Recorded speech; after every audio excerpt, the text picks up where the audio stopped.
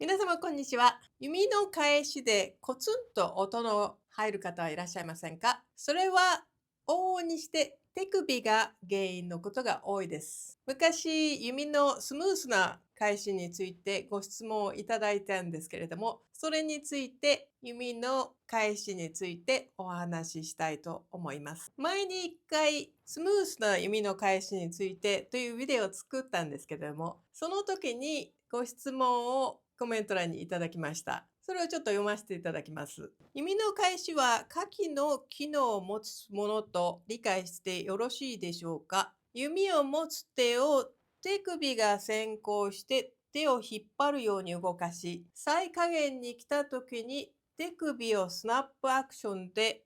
これによって高速の方向転換が可能になる、閉じる。方向をクランクのように逆転させ、手首を先行させ、手を引っ張るようにすることができるようにする。これによって方向転換の時間を最小化でき、方向変換の際に発生する音の変化を最小にできるとコメント欄に書いていらしたんですね。私はこれは自分が作ったビデオに対してのコメント欄だったので、せっかく私がビデオで今説明したと思ったんですけど、多分説明の仕方が悪かったんだろうと思ったんですけど、ちょっと少しムッとしたみたいな感じのとこも少しあったので、それで私は、いや、実は全く逆なんですけどっていうふうにお答えして、そのままになってしまって、今は私のビデオ見てらっしゃらないかもしれないんですけど、なぜこれが私とやり方としては、このスムースな棒って弓の返しに合わないかっていうことは、一つは手首が先導するっていうことが書いてありますね。それから最速で方向を変換する。それからスナップアクションって3つのことが入ってるんですけど、それをやったらまるで絶対に音が鳴ります。もちろんビデオにも言ったように、ディレイ先生のおっしゃるように、弓の返しをして全く音が聞こえないということはありえないです。その違う方向に行きますから、少し音が入りますけれども、例えば、うんっていう風な音をなくすようにスムースに変えるということは大切なんですけれども、それで私はなんで、私の多分言い方がおかしかったんだろうなと思って、そのままにして、ちょっと気になっていて、時間が経ってしまったんですけど、その重要なところは、先ほど申したように、手首が先導するっていうのと、それからスナップアクションっていうのと、それから速くする。これはもう3つ揃って音が鳴るようにしているようなものですから、弓の返しっていうのをもう一回レビューしてやってみます。それでは、まず弓の返しについて、ボーイングについてからお話しした方がよくわかるんじゃないかと思います。棒の返しっていうのは先の方が簡単だと思います。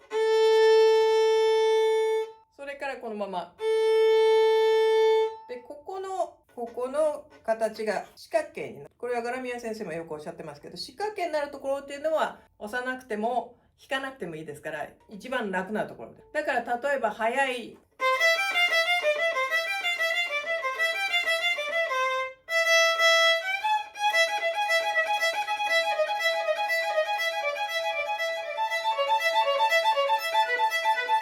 ていうのは、例えばここの三角のところからちょっとこの動きでできるところを、そうするとこういうふうに行って戻ってこなくてもいいですし、この部分でできる状態のところで、ここですね。出だしではここがいいと思います。それから先に行くには弓の先が軽いので、少しプレッシャー、重さをかけていかなきゃいけないです。そのためには弓をペタッとくっつけることが必要です。それで、ここまで来たらこのまま。で、ここの時で、私はゲーセンっていうのは最後まで届きにくいんですけど、こうやれば届きますけど、だから、ここが自分の弓の先だと思って帰ってきます。こ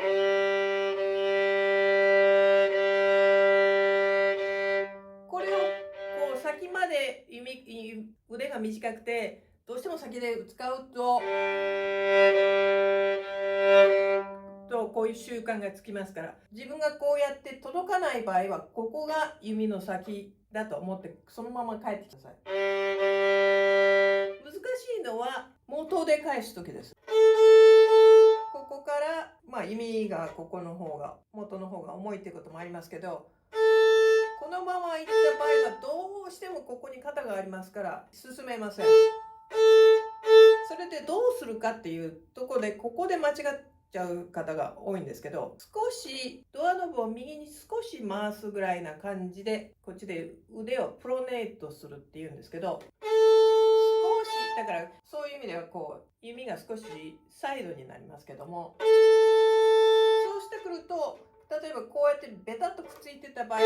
ここでこれ以上いけませんけど、プロネートしてあげることだけによってこういう風に戻ってきて、多くの人は折りたたみ傘って言ってるんですけど、こうなってる方が多いんですね。元にはくっついてるんですけど、それではダメなんです。インディアナのミミス先生がおっしゃってましたけど、小さい子に教えるのに、例えば火山にチューチュー電車が登っていくみたいに、コンダクターって運転手さんのところでチューチュー電車が火山にこういう風にちょっと登っていくみたいなんですけど、エンジンがここにあるんで、こういう風に少し上に、それでまたこういう風に登っていく。それで最後のとこ、だからここからなるべくまっすぐ。それで最後のところは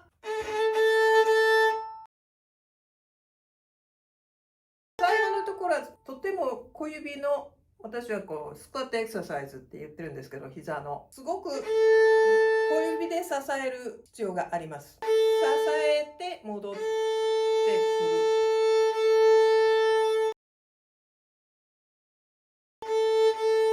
この感じが必要なんです。質問の方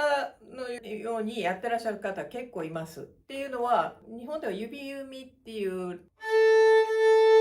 これはこの指が使えるようにっていうためのエクササイズが、それが行き過ぎてしまって、っていうのはこういう風に持ってった場合にどうしても降りてこなきゃいけませんから、それで音が入ります。そうじゃなくて、なるべくだから手首が先行じゃないんです。なるべく最後のいけるギリギリまでここで持っていくんです。だからここのバイセプスでこっちでいう筋肉がすごく使います。このまま。それでここで支えて、それで戻ってきます。重要なのは、バイオリンも私たちの体も丸いですから、そこが難しいんですけど、重要なのは自分がやりやすいからじゃなくて、弓がいかに最小限の変化でスーッといくかっていうことなんです。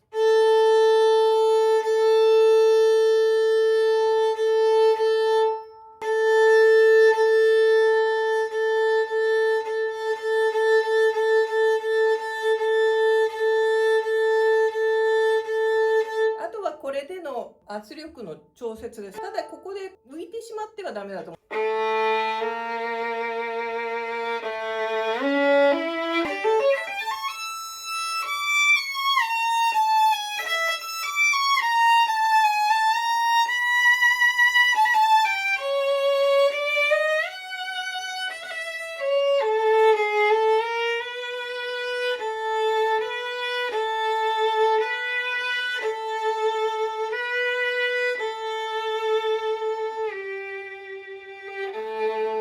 意識すると余計音が鳴るみたいなんですけど、そこが重要です。だからアップボーは肘から上げていけるとこまでいけて、それでこの練習をするために指弓っていうのは始まったはずなんですけど、それをこういう風にやっちゃってると全く逆です。それから肘はダウンボーはどちらかというとおへその前に手が行くような感じになるとまっすぐ通る。自分でまっすぐだと思ってる時は大体これぐらいに曲がってますから、リスト、手首がまっすぐになってるはずということです。今日は前のことから弓の返しについてだいぶ長年気になってたことをもう一回おさらいしようと思いました。本当に久しぶりに、釧路では2年ごとに演奏会をしてるんですけど、東京でリサイタルを開きます。釧路での演奏会は木原健太郎さんという有名なジャズの方とのコラボなんでも、東京はピアノとのバイオリンリサイタルです。よろしかったら聞きに来てください。